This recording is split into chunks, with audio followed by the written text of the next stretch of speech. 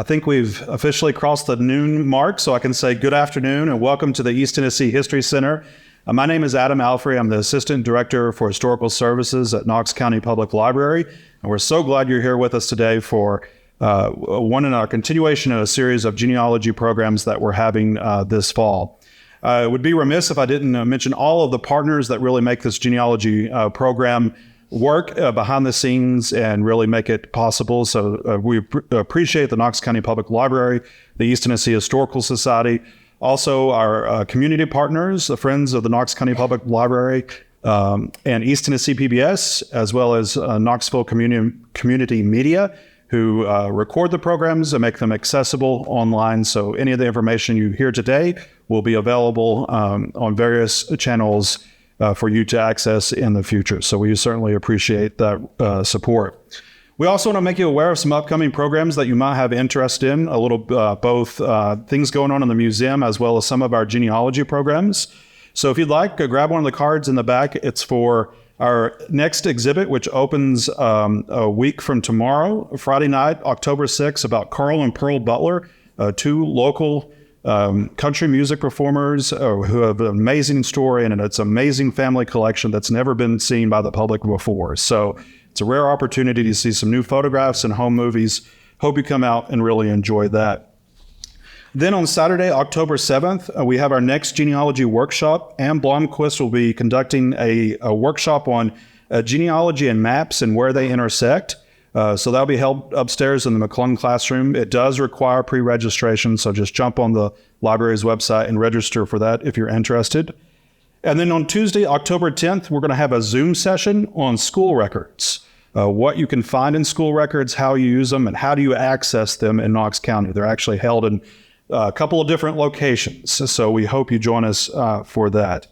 And then on Friday, October 13th, there's a fun event happening outside on the Custom House steps back there on Market Street. It's Football Fridays, and our history maker of the game for our tailgate is Lester McLean, who was the first Black student athlete at the University of Tennessee. So it's a great opportunity to come out and meet him and have some fun before we hopefully get another win. It's truly my honor now to introduce our guest speaker for today, Jan Loveday Dickens. I've had the honor of working with Jan on a number of projects and in another number of organizations.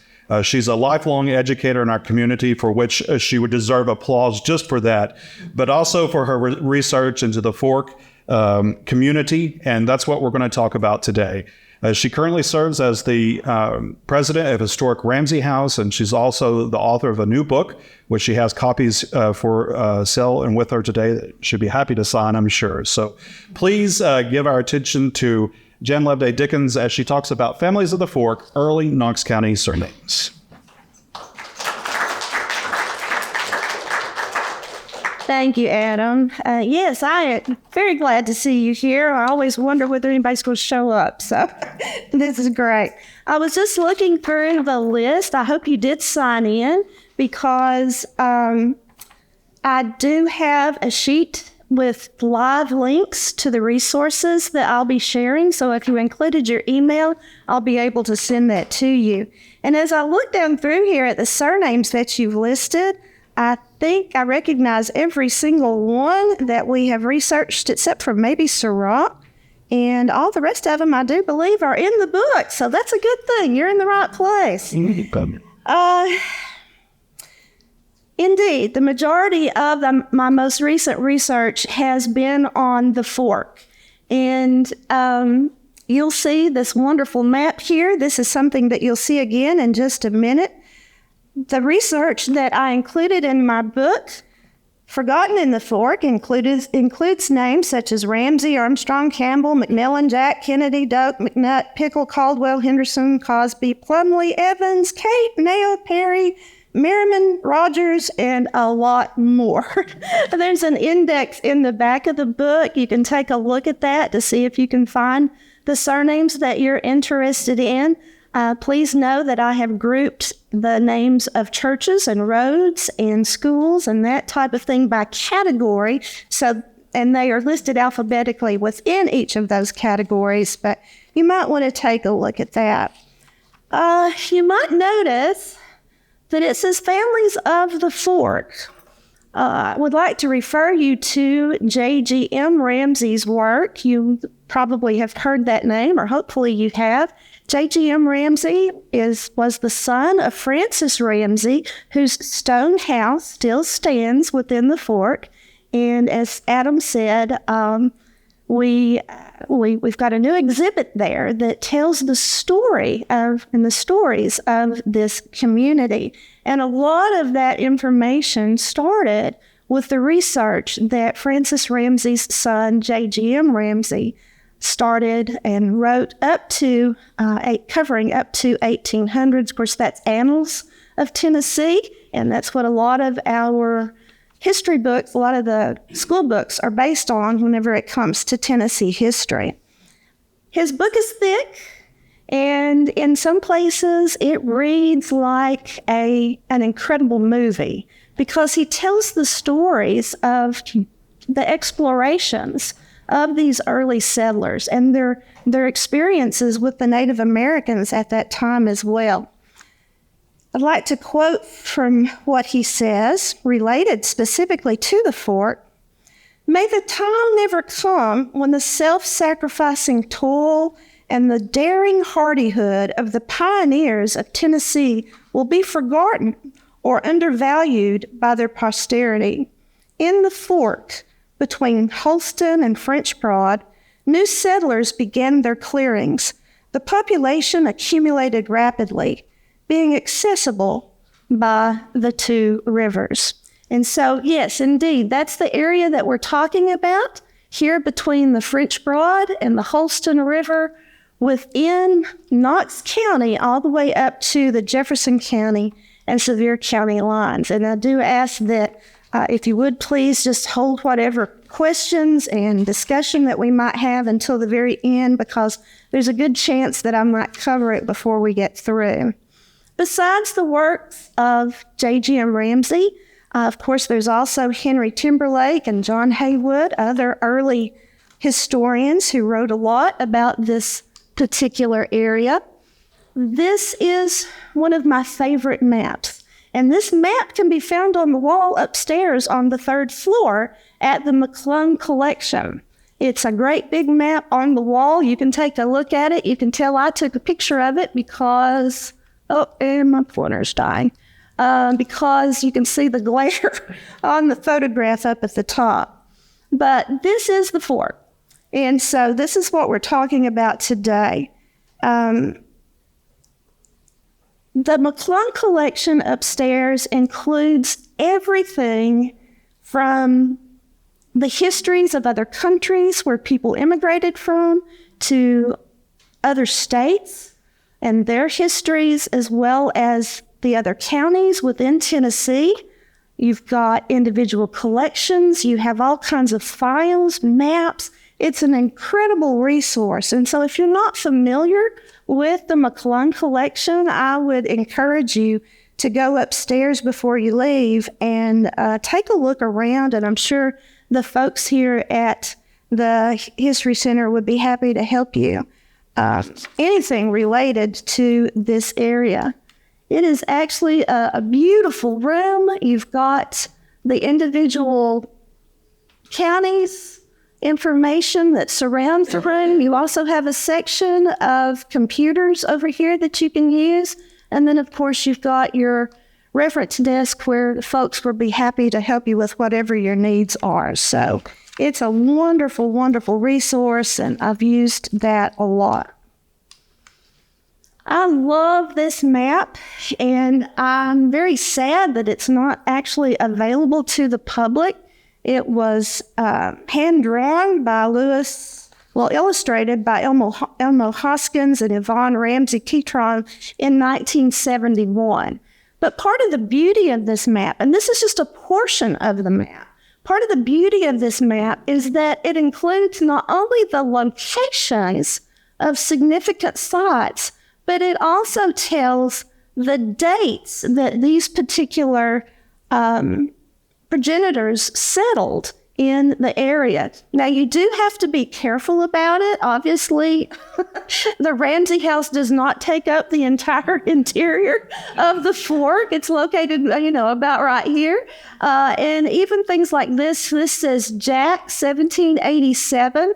The Jack family owned an island here near the confluence of the two rivers and settled on this bank, even though the name is actually listed outside of it. So sometimes it's a matter of space. You do need to be careful with any particular resource that you're looking at. Always cross-reference and verify what you find.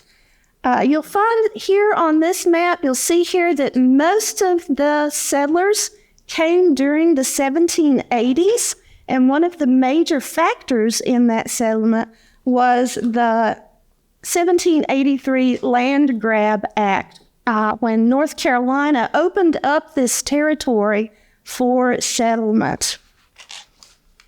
At that particular time, a lot of these early families came from Northeast Tennessee. You can see the different settlements here. We know that Francis Ramsey, in particular, came from the Nolichucky settlement. He had been there before he got married. He then bought land there on Limestone Creek. And in this particular area in the Nolichucky settlement, I know that there were a lot of Quakers. And so the book that I wrote tells a little bit of history, not only about those Quaker families, but also about their influences upon what was going on at that time. So individuals who settled in this area were often referred to as over mountain men. And, that's kind of self-explanatory. They basically came over the mountain when they were told not to. And they were told, if this is the boundary line, you should not go over it. If you do, we cannot protect you. And yet, they were eager for land. And some of them, said they weren't even aware that they shouldn't be in that area and went anyhow. But these are the particular settlements of Northeast Tennessee. And a lot of these men had actually served under John Sevier, and they had fought at the Battle of Kings Mountain, that they mustered there at Sycamore Shoals. And so I see some heads nodding. You're familiar with that particular part of the history. Many of them had come to this area from Virginia, near Abington, some of them, and then others from Mecklenburg over in North Carolina. Of course, at this point in time, it was all North Carolina, but this all became Northeast Tennessee. So, if you have a particular ancestor that you believe was a Revolutionary War soldier, you would be very interested in taking a look at this particular resource that is offered by the Tennessee State Library and Archives. This is known as Patriot Paths, and it is phenomenal. You can see the list of names over here. You can actually search for your particular surname. When you find that surname, it's going to come up and it's going to show you the route that individual actually took in terms of their migration and their settlement.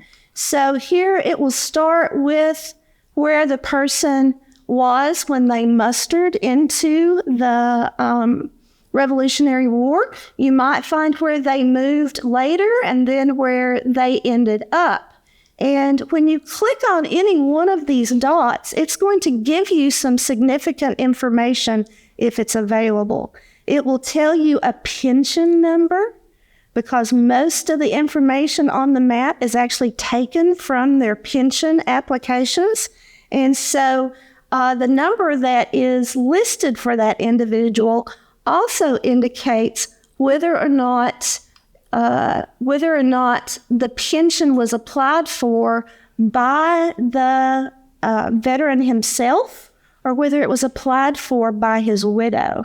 And it will tell you, if you look at those pension papers, many times you can learn all about the individual battles that they fought in. And you can also learn about their family members. Now, sadly, not everybody kept their military papers in their back pocket, right? And so a lot of times these papers were lost over time. And so when a pension was applied for, many times they had to call in witnesses who would vouch for the life of that particular veteran. And so those testimonies by their neighbors who knew them are often just full of wonderful details that can be very useful to you in your search for information about your ancestor. So this is from the tab that lists all of the veterans alphabetically. If this is just actually a slide, if you were to go to this particular site, when you first open it up, it's just one huge red mass. And that is because there are so many red lines of all of the men who fought in the Revolution that it's not until you click on an individual name that you can even see what's behind that red mass. So it's a wonderful, wonderful resource. Not everyone, has an ancestor who fought in the Revolution, but there are all kinds of other resources as well. As I mentioned, a lot of these folks came to an area before they were supposed to. And this particular resource, I didn't know about this one for a long time, but it too is very useful because it lists all of these folks who signed a petition asking the government, please help us. We are out here on our own. We have no protection. The Native Americans, primarily the Cherokee, they're not happy that we're here, and rightly so, right?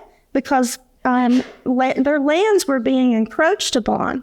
But when you click on these particular petitions, it's a listing of all the names of the individuals who signed that petition. Lots and lots and lots and lots of names that ended up in the Fork. Now, this says south of the French Broad, and yes, that's where they started out. But because they didn't get the support that they really wanted, a lot of them got scared and moved into another area. Some of them did stay south of the French Broad. Of course, the Fork is actually north of the French Broad, but you'll find a lot of the surnames from the Fork actually on this petitions. These are just common genealogical resources. Everybody's probably familiar with Ancestry. You're used to looking up birth and marriage and military and death records, census records, deeds, wills, all of these things you're probably familiar with. But again, I encourage you, always cross-reference and verify what you find. And that is true because, when Grandpa Perry passed away, who was in the house to, sign the information on his death certificate? Well, it asks, where was his mother born? Well, the son-in-law who's there at the time might not really know. So even though that's what the death certificate might say, you want to try to verify that. Don't just count on what you see there. Wills are pretty reliable. Census records, too, not the most reliable, although they are very helpful because, again, the census taker comes around. You've got a 15-year-old at home. Everybody else is out doing something else. Who gets the information? Well, I think Mama was born in North Carolina, and that's what they write down. In terms of ages, in terms of relationships, just always try to verify what you find there. Find a grave. I actually use it a lot, but only as a springboard, okay? Because again, you're going to find all kinds of information there that people have added that, maybe they took it from somewhere else and they believe it to be so, but if they haven't verified it, it might not be true. However, We are very, very fortunate to have someone in our community, Robert McGinnis, who has done decades and decades of research on every cemetery and every lone grave, not only within Knox County, but also within the surrounding counties. And his books are available upstairs within the McClung collection. And he lists all of the gravestones as well as whatever names and dates that he has been able to find written on that. I think he actually began this back in the 70s. And of course, a lot of the stones that he recorded at that time aren't even there anymore. I will tell you that I went on an adventure not too long ago about a gravestone that I had heard was buried on a hillside, or was there on a hillside. And so I and some of my comrades from Ramsey House went trucking out through the weeds and the briars. And I don't know about you, and they tease me all the time about referring to what I call cemetery vine. It's actually Vinca minor. It's also called periwinkle. And in my experience, it's a dead giveaway as to where graves are because it's a wonderful ground cover. And we went out, and the neighbor who had heard about this grave back when he was a kid, which would have been in the 60s, said, I think, this is about where, we found the cemetery vine. We got to poking around, and sure enough, we found this stone, hand-carved. It was buried under the dirt, under the vines. And I asked Robert McGinnis later on, are you aware of this one on the, oh yeah, it's in his book. So he's very reliable. I love Robert McGinnis's books. You can find those on the 3rd floor of this building. Also, on the 2nd floor of this building, you have the Knox County Archives. And this is where you will find those deeds and wills and all of those other things that happened or recorded quite some time ago. Not all of them are there. Sometimes you have to go over to the other building next to the old courthouse, but a lot of good information is up there.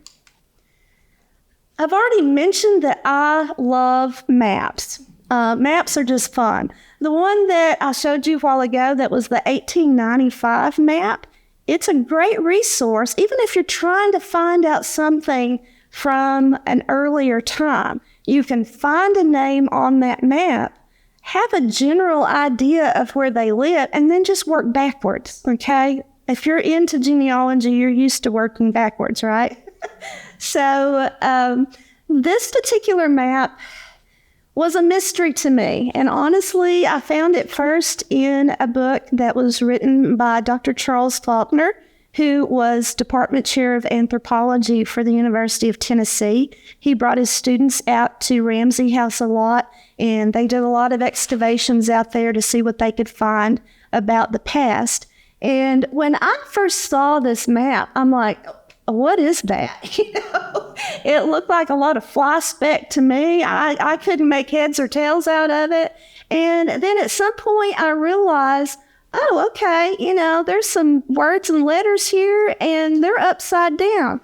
So I took a picture of it and turned it around the other way.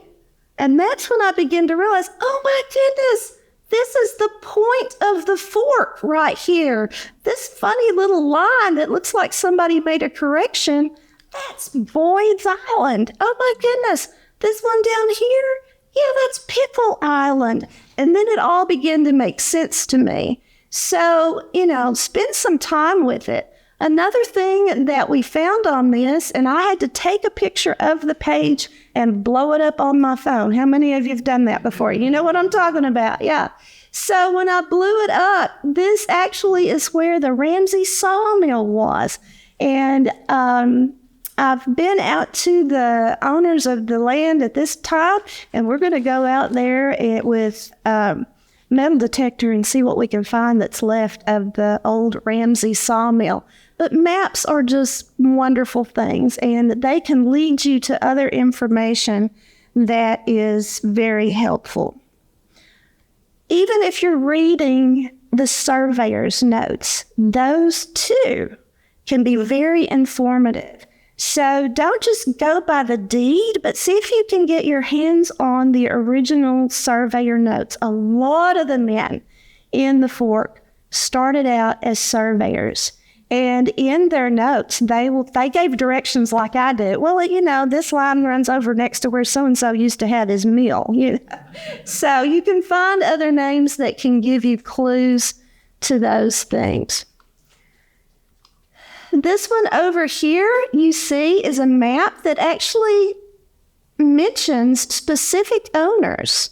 So, those two are upstairs on the 3rd floor. They might be in special collections. You may have to get special permission to have them pulled out. But if you find a map about that particular area that you're interested in, it may give you information that will then lead you to something else.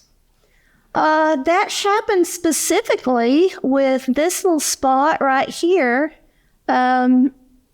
along what is now Thorngrove Pike. I had someone to ask me, I want to know who owned this land that I live on, who used to own it. And so these maps tell you at least an initial and a surname. And this, again, is another portion of that 1895 map. And this map also helped to solve a mystery for me. One of the first things that I had started out doing was the early history of Mount Harmony Baptist Church, which is where I had grown up. And so I spent a lot of time going to Nashville and looking through the Baptist Association archives. And I kept seeing this Palestine church and thought, I've lived here all my life in the Fork. I've never heard of Palestine church. Where is that? Where did it go? What happened to that? And this is exactly how it happened. I'm sitting at a table looking through files, just racking my brain trying to figure it out. My husband, who is with me, is bored, and he's walking around looking at the things on the wall, and he looks at that 1895 map, and right there it is, Palestine Church. So then I had a starting place. I knew where it had been, and I found that it had merged with Paul Haller Church. And so looking at those church minutes, those church records, can also be another wonderful source of information. You look at those church records, you can find out who cussed and who danced and who played cards and who got kicked out, all that stuff. It's wonderful to have names and dates, but it's even better to have those stories, because that's what puts flesh on the bones of those skeletal frameworks of names and dates. So the association records will tell you who served as a deacon, who served as a representative for the association when they met, and you can learn a lot just from church records and church association records. So that's true not just for, the Baptist associations, where I spent a lot of time at, but for other denominational headquarters as well. Now, one thing to keep in mind is that a lot of those denominational records are not necessarily held within the denominational archives, okay? So, for instance, this is the beautiful Lebanon in the Fork Presbyterian Church. Is that not a gorgeous photo? I love it. You can actually see a little bit of the Holston River running along here beside it. The church actually burned in 1981, and so then the columns were taken and a little memorial was put up there. And this is the cemetery that surrounded, it's called actually a graveyard if there was a church standing, but this is what surrounded Lebanon and the Fork Presbyterian Church. It's wonderful to have access to things online, but again, if you can do the footwork and actually go to that place, sometimes you can recognize things that you're not going to see on a list of names. You can tell by how different stones are grouped together. If it's on a list, it's probably going to be listed alphabetically, right? Yeah. But if you go to the physical place, you can tell how they surrounded themselves with their offspring and their grandchildren and this type of thing. So I spent an entire summer marking all of the stones, plotting it out on a map, writing down the names, making a list of when and where they were buried. And then I began to see these are the relationships, okay? Now, the surnames are all different, but most of them are related. And you're not going to tell that just from a list somewhere. So, I encourage you to actually visit. I spent all that time and then found out somebody else had already plotted it all out. But it was fun. I had a good time, and I ended up coming up with this, but that's okay. All right. So I said that not all of your denominational records are with that particular denomination. Reverend Carrick, how many of you are familiar with Carrick Hall on the University of Tennessee campus? Yeah, okay. So Reverend Samuel Carrick was the pastor there at Lebanon in the Fork. He was the first one. He helped to establish that church. He went on to start seminary classes in his home. He went on to start First Pres here in downtown Knoxville. Those seminary classes became Blood College, which became the University of Tennessee. So Reverend Samuel Carrick, who was the first pastor there at Lebanon and the Fork, is considered the first president of the University of Tennessee. And so that's why you find Carrick Hall there on UT campus. But Samuel Carrick was also really good friends and of the same mindset as Isaac Anderson, Reverend Isaac Anderson, who went on to start Maryville College. And so if you are interested in information about Lebanon and the Fork, you'll actually find a lot of information at the Maryville College archives, because they have the letters that were written back and forth between these pastors. And of course, they mention church members and church activities in those things. So Amy Lundell is a wonderful help, and she can help you find what you need there. The same is true of Carson Newman. It is a repository for Baptist archives. I know when I was researching your Loveday ancestors in Sevier County, I couldn't believe it. They had helped to start some of the early churches there off of Jones Cove Road. And I went into one of the little church libraries, and there were the church records sitting on the church library for any 8-year-old to come in and use them as a coloring book during the service. But I spoke to Carson Newman, and I spoke to the church members, and they ended up doing transcriptions. They ended up putting those records on microfilm, and you can find those at Carson Newman. So a lot of really good information at the area universities and colleges. The same is true for the University of Tennessee. We know that the Ramsey family was very active, very influential. They had their fingers in a lot of different things in Knoxville. And the University of Tennessee collection has especially J.G.M. Ramsey's letters.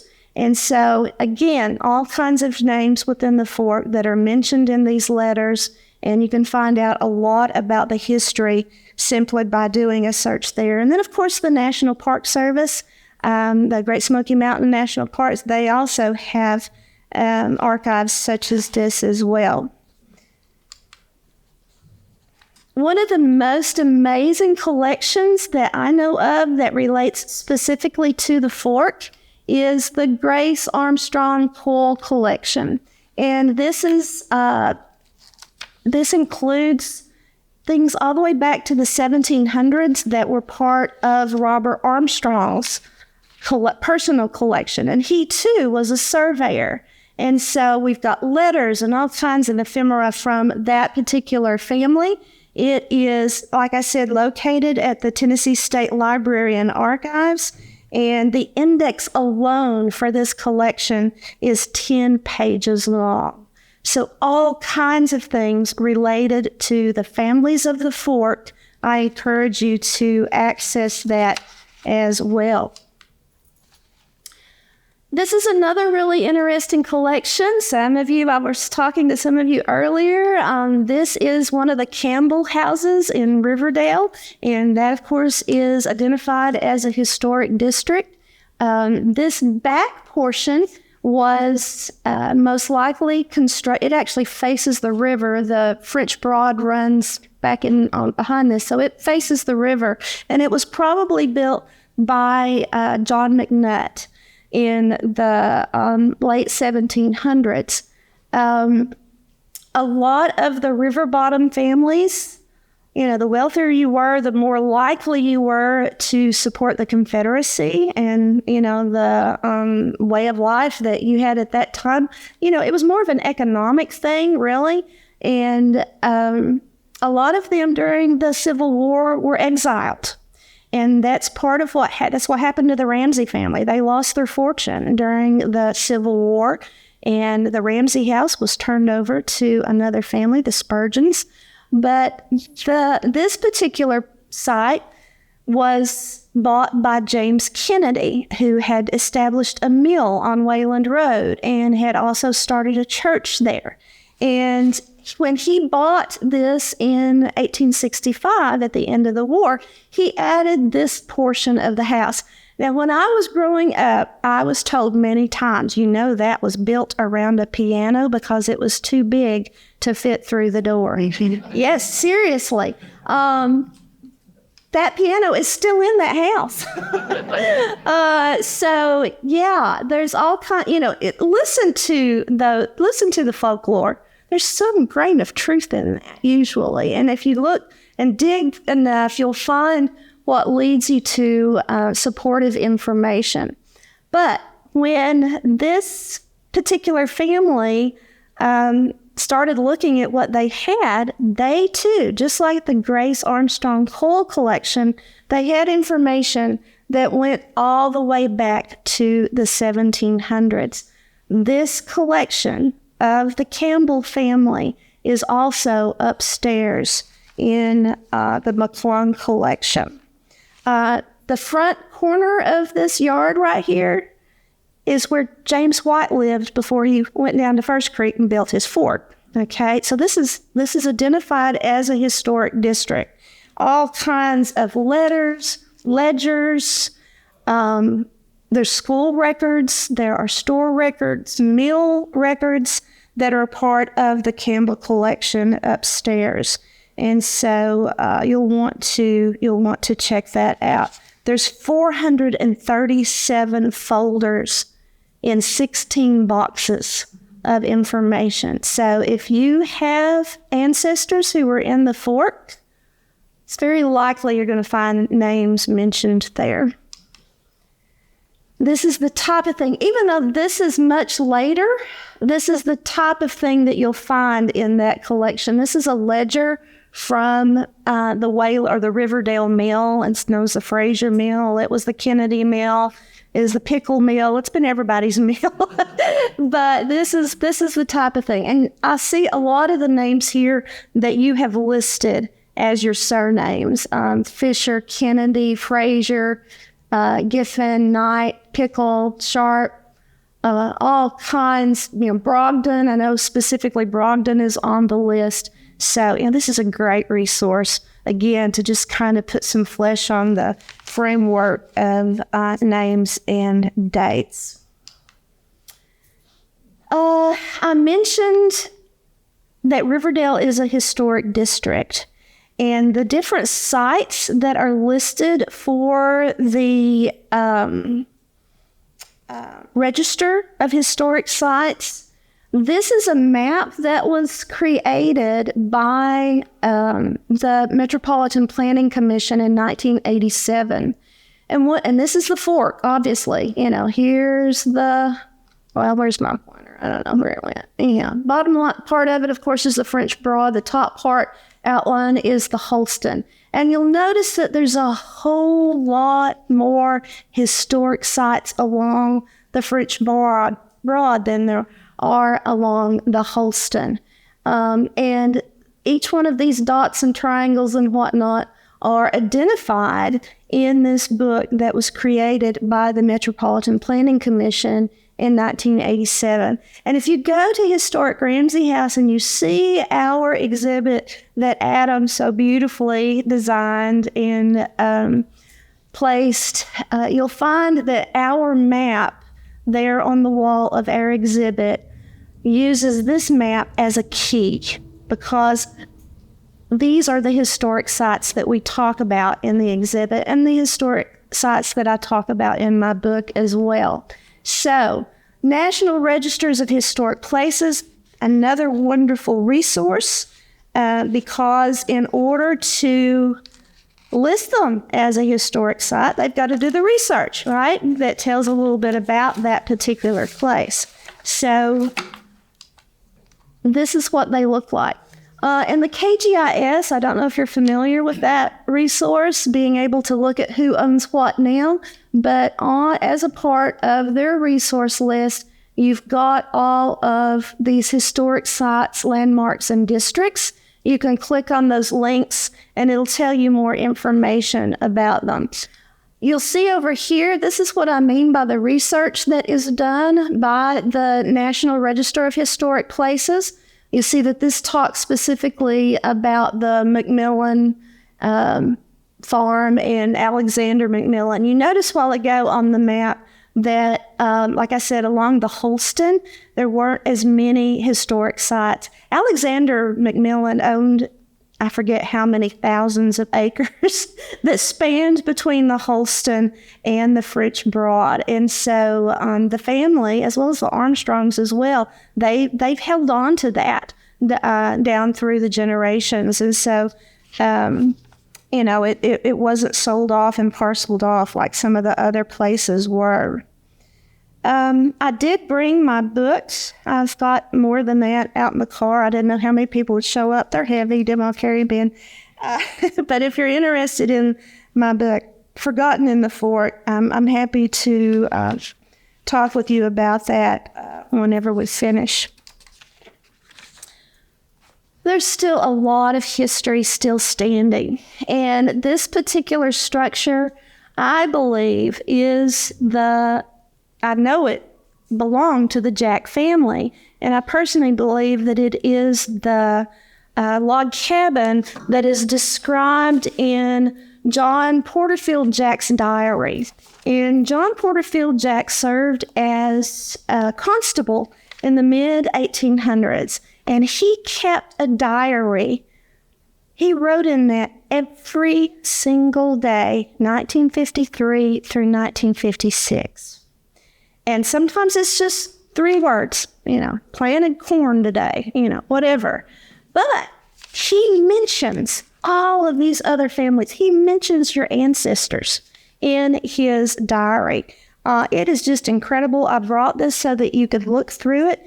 It, too, is available. It's part of the Trotter collection. Let's see. Yeah, the Trotter papers. But this is a transcription, obviously, but it is just chock full of all kinds of fascinating details. It is so fascinating to me that I actually created a chart and, lined out the different surnames. What I'd really like to know is I'd like to know whether he was planting by the signs. And so I want to take a look at an almanac and go back and see part of what he was doing there. But it tells all about how he replaced the sills on this log cabin and how he worked on the kitchen of this log cabin. And I do believe that this is the same one, just based upon the details that he shares in that. But it is a fascinating resource for anyone who has a family in the Fork, because it talks about the mills, the churches. Yeah, he went somewhere every Sunday, and I think it was a different denomination every Sunday as well. But it's just fascinating. he also gave details about something that I had read other people only speculating about. When was the Salem Seceder Church actually constructed at the end of Wayland Road? John Porterfield Jack tells you exactly when, because he set up the sawhorses for them to be able to cut the lumber. He went out and helped to measure the land that had been donated for it. So we have an exact date for that here in his diary. There's no question about it. He gives great details. One of the most challenging parts of the research that I did concerning the families of the Fork was trying to find information about individuals who had been enslaved there. When Francis Ramsey passed away in 1820, as a part of his inventory, it lists 6 individuals, and we do have first names. And so I really wanted to know, what was their life like? What did they do? Where did they go? What happened after that? And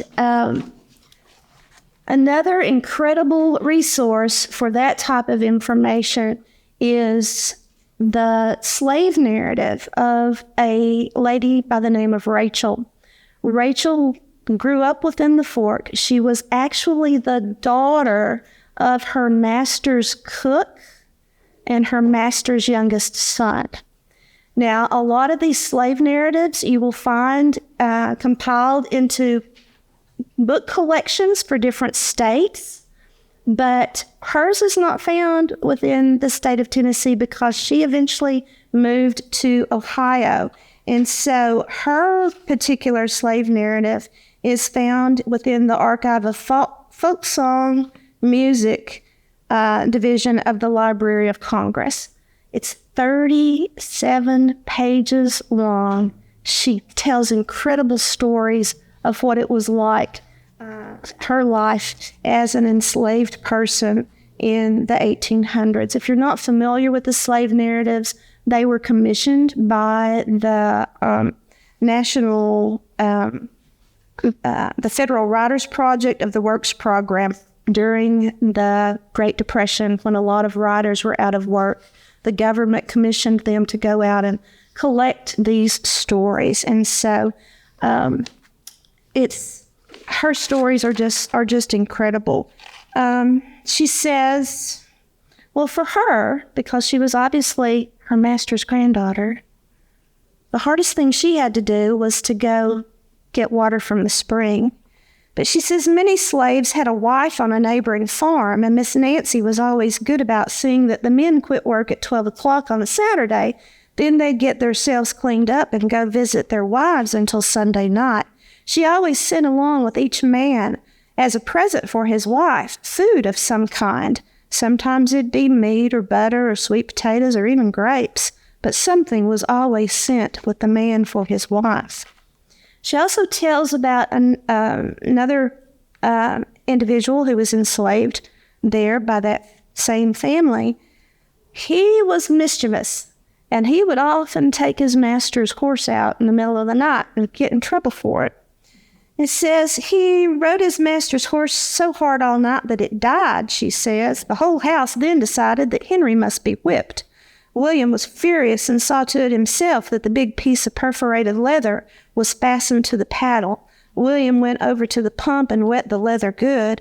Then he filled a pan of water into which had been poured salt and pepper. This is the way a whipping like this is acted. First, the back was beaten with the perforated leather thong, the perforations raising blisters, which were smartly broken open with a well-handled buggy whip. Then the salt and pepper water was poured into the cups to keep the man in lively suffering. Another book that tells about the situation in terms of enslavement in this region is the book by Durwood Dunn, and it's an abolitionist in the Appalachian South. And it tells it's got the letters of Ezekiel Birdseye in it, and that too, in those letters, tell about some of the more horrific things that happened in this region. In the Fork, specifically at the end of Wayland Road, is where the Salem Seceder Church stood, and even though there are some, there are very few cemeteries of Black community members. But here along the western edge and the northern top of this cemetery at Salem is where the Black individuals were buried. And the ground just looks like a wave, an ocean of waves, where the graves have sunken. Of course, after the Civil War, when they were freed, they had no money to be able to have the stones. There are some stones. Some families, their descendants, may have placed some stones there. You might even find one from the funeral home that is still standing there.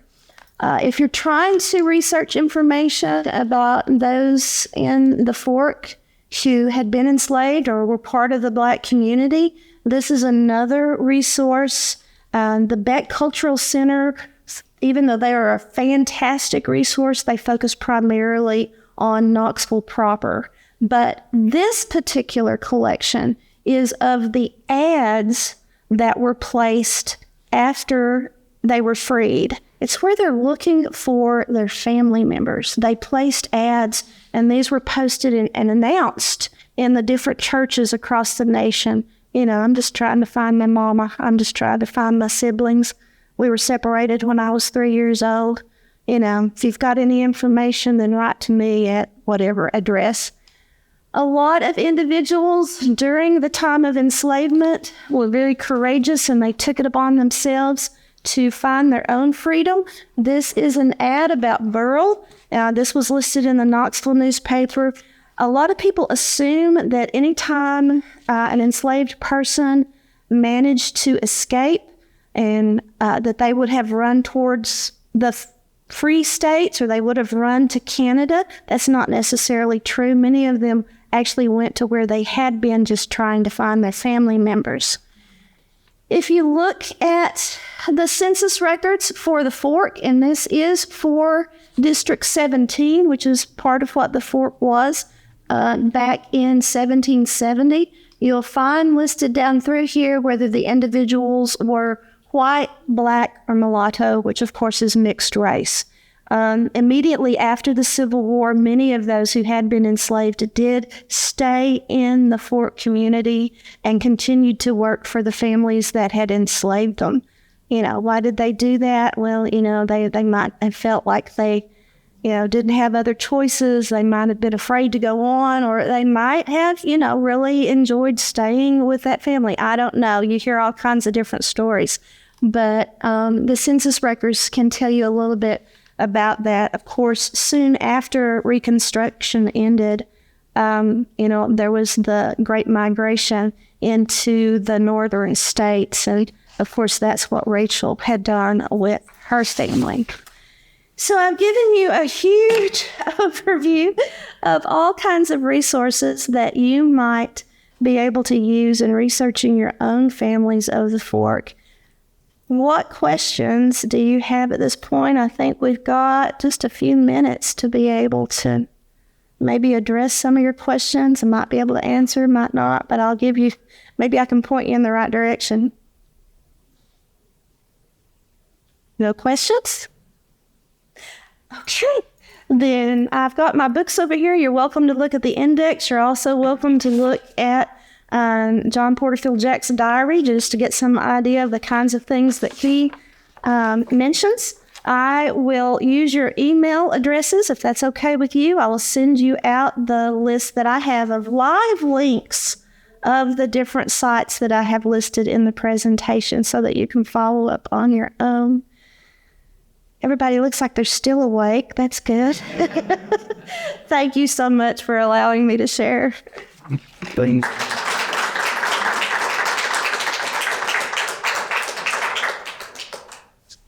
Thank you, Jen. Again, she has her books available. Appreciate you being here, and we look forward to seeing you at future programs. Y'all have a great afternoon.